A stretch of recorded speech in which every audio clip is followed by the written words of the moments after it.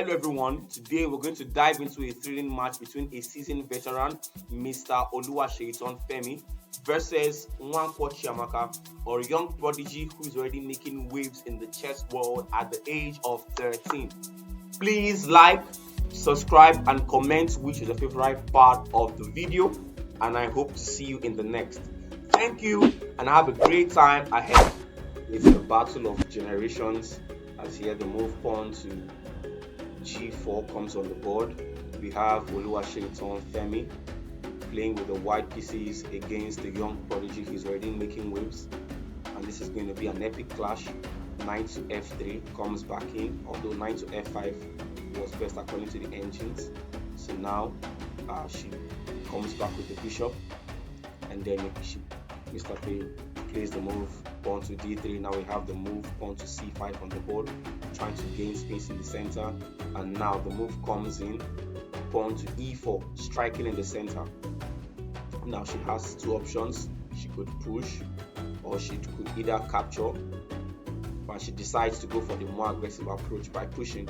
And now the knight comes to E2. Now the move pawn to E4 to E5 comes in on the board, although the best move here was pawn to H6 to try and free up space, and white finds the move with pawn to H4, and now pawn to H6 comes in a mistake.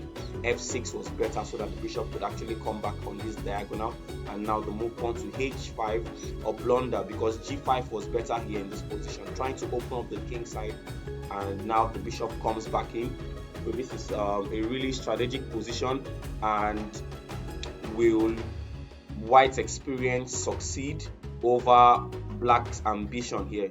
And now the move knight to C6 comes in, and long castles here. Now this is a terrible mistake, as castling to the king side was actually better, which looks ridiculous because white is trying to break open on that side. But you realize now that the idea here is that black has a lot of attacking potentials on the king side. Now A5 was better here to try and create pawn storms, and now the move pawn to A3, a very smart move here, and now the queens are exchanged, and to a large extent the attack has dialed off. But has it really dialed off?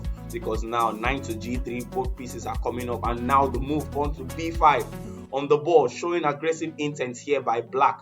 So we can see here that no one here is actually coming for a friendly match. You can see now knight to H4 comes on board, and now the move pawn to C4, breaking open on the king side as well. Now the king has castles in the queen side, so it's actually the queen's king side. And now the move pawn to B4. Now will the knight retreat back to C6, or will she counter attack now with the move pawn to C3? So she takes a think and then decides to bring the bishop back to C6, bring the knight back to C6. Now she has the idea of pushing A5 or pushing pawn to attack the bishop. Now pawn takes, leaving now these two pawns, they could either become a strength or a weakness. But the first line jumps now to H5. But now the idea here is black can actually take the bad bishop away, and what you realize is that it has actually opened up the bishop's diagonal, which Rook comes in. Now Rook attacks the pawn, and now what a counter-attacking move. Pawn to C3, attacking the bishop. Now you can't attack this pawn because now your bishop has to defend, and she goes back. And here now you can see the move pawn to A4, pawn to A5 on the board.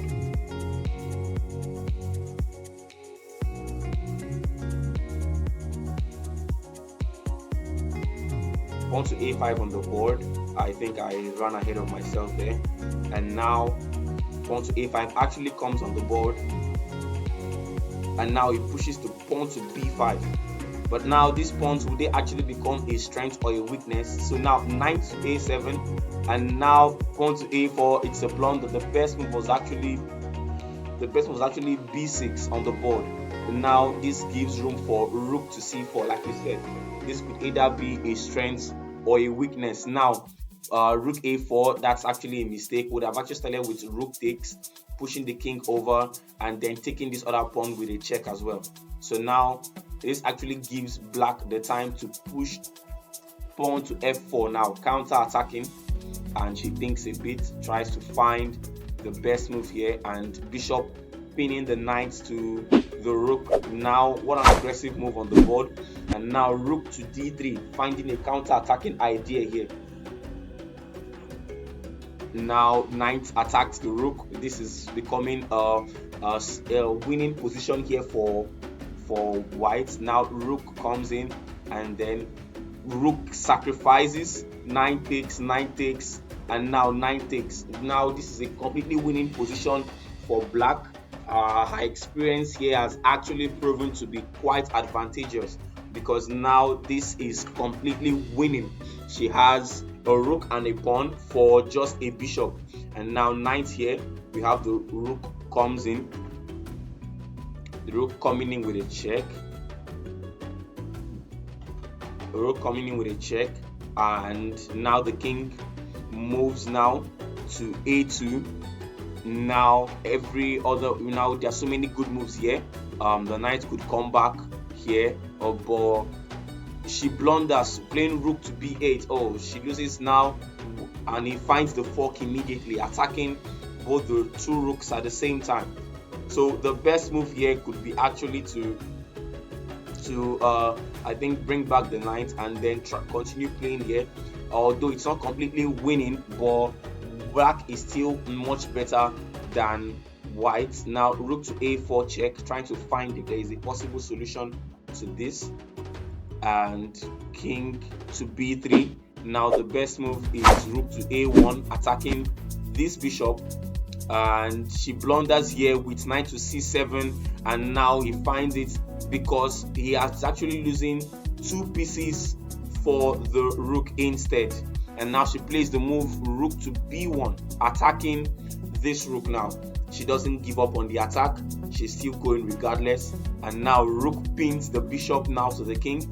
The bishop cannot move as it is tied to the king, and now the move pawn to king to b3 is played, although rook f1 was actually better here to exchange the rooks immediately, but she finds the very great move here, pawn to a4. Now as the king captures, it now comes back now, and the bishop now pins the rook now, and this is a double attack, and she actually gains back the rook, the bishop, and it's quite a tricky position here for both players. And now the rook comes back to a1. Would they actually accept a draw? And both players aren't really even looking towards playing a draw here. They are both giving it their best here, fighting it out. And now the bishop comes now to c5.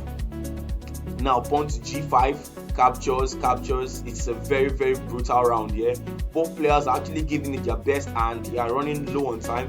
Now rook to b2 here comes on board, attacking, and now g6, pawn captures, and then pawn captures now, and now king to f8 is a blunder. The best move here was king to h7, so that this bishop will actually keep an eye on this square. So now we have the move pawn to f6 is such a blunder, as rook to f2 was actually better here. So now captures. Now rook comes in, and then comes in here, chair, and now the king steps aside, and now comes in, and king comes now to d7. Now why is this position still a draw? It's a draw because both players are actually black has more pawns than white here in this position. And now the bishop comes, king attacks, bishop comes back, and then captures and promotes, and now bishop captures, rook captures, and now the move rook to h5 check, king comes in and now attacks the rook. Now rook to g8. Both players are down to their last minutes here. So although black has 3 pawns and white has a bishop compensation for that, so it's actually a tricky one here.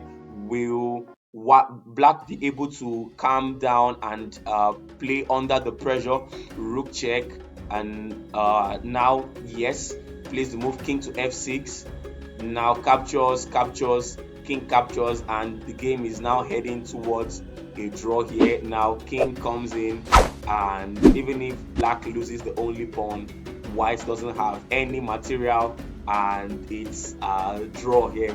Thank you so much for watching. Such an incredible game between the seasoned veteran and the young prodigy. It's a really exciting one, seeing how both players were able to calm their nerves and play good chess. Please like and subscribe, and I hope to see you in the next video. This is the Chess Prof signing out. Take care.